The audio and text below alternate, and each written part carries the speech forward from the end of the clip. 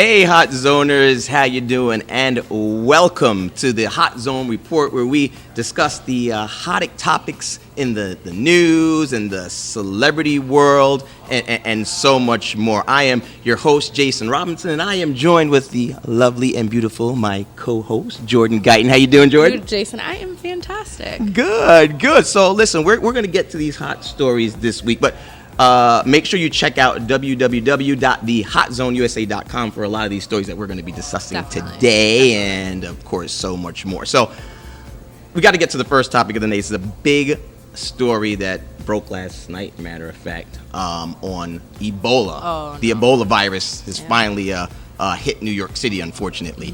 And it's a huge topic, and it's something that's really concerning to a lot of New Yorkers. And the first patient in New York City is Dr. Craig Spencer. Yep. So he's a doctor and actually did very well. He went over to Guinea, and he's treating the patients with Ebola, which is noble of him, and that's his job. And you know, it's very nice of him to do that. But Mayor de Blasio said yesterday that New Yorkers don't have to be concerned, or there's no reason to be alarmed. And I'm like, really? I mean, I'm alarmed. I mean, I don't know about you. I mean, what do you think about that, Jourdan? I mean, I know I am. When it's my time, it's my time. Very right. cliche. Okay. But I'm not very alarmed in a sense that it wasn't here. Like, he brought it here. He's quarantined. His girlfriend is quarantined, I read. It says that he literally got off a plane, got into a taxi, went to a bowling alley in Williamsburg, and then went home. So they're looking into his two friends. Like I said, the girlfriend is quarantined, and they said the taxi driver has nothing to worry about. I don't know. I think that we're fine. Well, see, here's my issue. And again, like I said, the doctor, he's doing his job, and these patients who's suffering from Ebola need the care, and obviously, so that's great. My only issue is when you're over there, they're saying that it takes between like 8 to 10 days for the symptoms to show up. Right. So all I'm saying is, while you're down there treating those patients, wait past 8 to 10 days. I say wait 20 to 30 days with no contact with the victims of Ebola down there. And after, say, 30 days, I say it's better to be safe than be sorry. Yeah, I agree. Then come on back to the States. I agree. I mean, it's definitely frightening just because of the virus itself. But I don't think that we should be alarmed for anything that's... I don't know. I just feel like we're prepared. Right. I don't know, as a nation. And I heard that, I don't want to sound ignorant, but I heard that Ebola was, like, brought up back in the 70s. So it's been around for a minute now. Right. And I feel like I just feel like now the attention's on it, so now everybody's worried about it. But you guys weren't worried about it before. Like, you wasn't shooting with me in the gym. Yeah. It's like, but I mean, it's like the virus is spread through blood. It's spread through mucus and feces and bodily fluids. So I mean, also Sorry, this doctor, it's true. So I mean, you said the doctor. feces, I was being childish. Sorry, seriousness. Sorry. Educating the people. Sorry. But he was out at a bowling alley and in cabs and in the train. So the bottom line is you just never know. So we got to be careful. And the mayor said we don't have to be alarmed. But I mean, I'm sorry, I am. And not everyone should be in a mass hysteria, obviously. No. But educate yourselves on the conditions and the symptoms of it, and we should be okay. That's the bare minimum. I think you should educate yourself, look it up, look at the symptoms. Just take precaution. Don't be kissing everyone in the mouth and bloodying everybody and pooping on everyone. Exactly. Just be normal. Exactly.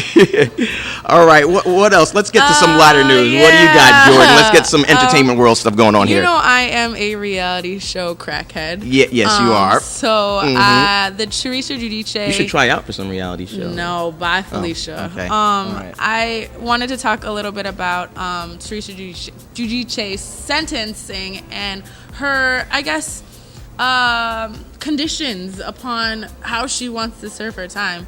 I know people were talking about there being a halfway house for her to serve her sentence.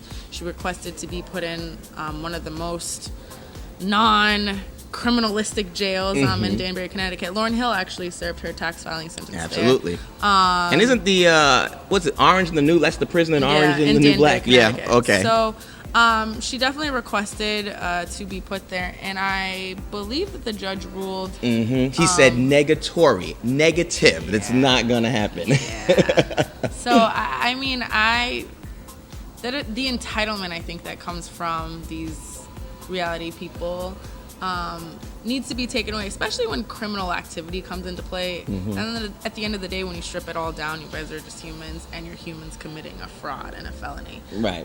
So I think that she's not showing a good example to her children, and she just kind of needs to suck it up. Yeah, and again, it's a federal crime here, and you know, the courts don't play when it comes to that. And when you're messing with people's money, you can basically kill someone on the streets today and get away with it quicker and faster than playing with the government's money. You know, so a lot of these celebrities, they feel like this, like you said, the entitlement to get away and ask for a halfway house, and I want to go home and I want to spend time with my children. Well, you know what? You did wrong, you know, and I'm very happy with what the judge did and denied it. And he said it was like the worst timing to ask that request, so he shut her down. So that's always good. So one of the funniest stories of the week happened with the President of the United States. President Barack Obama was in Chicago early in the week on Monday. Yeah. And he was in Chicago doing this early voting. So he was at a polling station next to a woman named Aya Cooper. And so he's like next to her, just like her, and he was doing his voting. So lo and behold, her boyfriend, this woman's boyfriend, Aya's boyfriend, Mike Jones, not the rapper, Who? right? Mike Jones. She thought it was, his name is Mike Jones. 281-330-800. Yo, Yeah. I love you, Mike Jones. Exactly. Well, it wasn't the entertainer Mike Jones, no. But a man named Mike Jones, who was Aya's boyfriend, he walks past the president while he is right next to his girlfriend, Aya, both voting together, kind of close, just like this. And he says to the boyfriend, kind of points to the president of the United States, Mr. President, don't touch my girlfriend.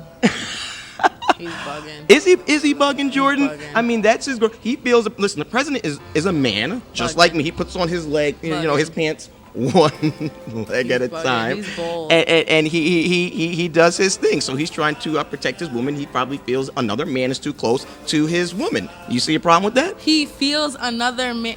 The president does not want Aya Cooper. I'm sorry to How do you know break it that? to you. Because I just know. Have you seen Michelle?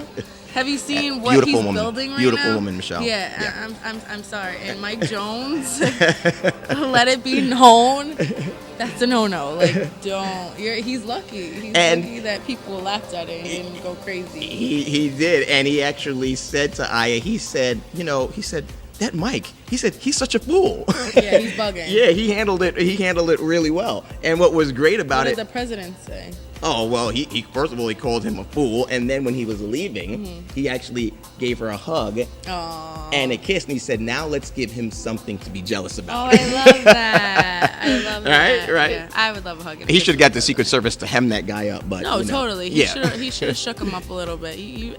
Right. There's a time and a place for everything. But again, you handled it so graciously and such as a mature president like you are. So good job, Mr. President. I agree. Let's get into some rap, hip hop. Okay. Beef. All right. No longer more beef beef. Anymore. Okay. Yeah. I know that we've had reports about the Iggy Azalea and Snoop Dogg. I guess beef. He did some immature posting on social media, and she caught the backlash of it. It wasn't backlash. It was directed at her. Yeah. So he apologized, but there were rumors coming from Snoop's apology that it was fueled by T.I. And it was fueled by T.I., really? Yeah, like T.I. was like maybe like, oh, I'll get my goons on you, or because you know that T.I. is a mentor to Iggy. Right. So I think people were thinking that because this is going on, T.I. made that call to tell him, squash it now. But T.I. recently just went and did an interview with MTV saying that apology kind of came out of the kindness of Snoop Dogg's heart. That he did make a call, but was saying, we're close, that's, who I'm mentoring, like, y'all just need to chill. Right. It wasn't like, hey, for media, do what you need to do to squash this. So he set the record straight in saying that, he is a good guy and he apologized out of the kindness and purity of Snoop But Dogg's. what is this though? It's like a midlife crisis. I mean, Snoop Dogg is 42 years old. Iggy's like what, 20 something, and it's like he's trying to drum up some new kind of beef. Like he's trying to go back to the 90s, to the West Coast East Coast beef. So he says, let me pick a new beef. He called her boyfriend out too. Yeah, but and then he called him back out, didn't he? He called back, and it's just a shame when you think about what they want to start, like you said, to become more relevant again, because he's not at the height of his career. I mean, he just needs to take several seats. He had his reign. We all know who he is. He's the godfather of hip hop. Yada yada yada. But know your role. Like, this girl is no harm to anybody. You know. So social media is a very dangerous place, and it could. I know publicity is good publicity, but you could lose a lot of fans over something like that. Absolutely. So. And she's doing so well and everything. So whether he doesn't like her for whatever reasons, I'm glad that he did apologize and he stepped up and he's showed that he does have a mature side. And props to her for handling it. She did. She handled it great. Yeah, she handled it great. Not mad at that at all. Good. And in more sad news, unfortunately, we had a legend in the fashion world pass away this past Tuesday. The fashion icon Oscar de la Renta. It was a huge loss in the fashion world. 82 years old. He actually had cancer. I think he was diagnosed with cancer in 2006. And how do you think the fashion world is going to handle this, and how do you see the line moving forward? I think that when you're blessed with such a great talent, the only thing that can really come from this is more inspiration and more greatness. Hopefully people look at his work and his pieces and just kind of build from that and get that inspiration and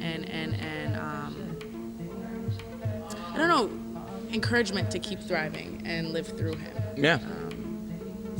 Yeah, he designed for so many women, a lot of the first ladies, so many celebrities in Hollywood, from Sarah Jessica Parker to so many more. And he just, I think, designed recently, it was George Clooney's wife's wedding dress recently. So he was still at it, going strong at 82, even though he wasn't in the best of health. So props to him, and you definitely will be missed. So our prayers go to him and his family. Absolutely. So hey, it's been fun. Thank you so much, Jourdan. Right? It's been all right. It's been all right. It's been all right. Exactly. So make sure that you tune in once again to stories just like this and so much more at thehotzoneusa.com. Follow us on Instagram, on Twitter, on Facebook as well, and make sure you keep tuning in. All right, so we will see you next time right here on the Hot Zone Report. Take care. Bye, guys. Bye-bye.